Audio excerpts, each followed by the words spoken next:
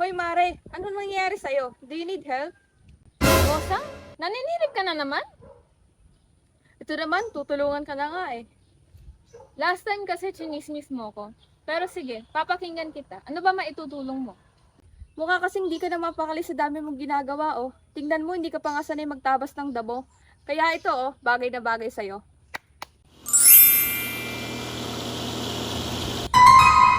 This is Sunlight, an automated gardening machine that cleans and waters the grass.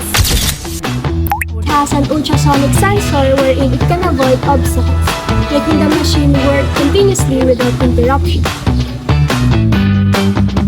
Under this machine is an important component, which is the grass cutter that runs 200 revolutions per minute and is driven by a DC motor. Another fundamental component is the water sprinkler system.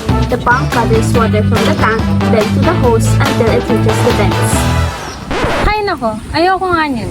Baka tumaas lang yung kuryente. Wait, there's more! This machine is controlled by an Arduino which is connected to the rechargeable battery. Then, the battery will extract energy from the solar panel making the machine an eco-friendly.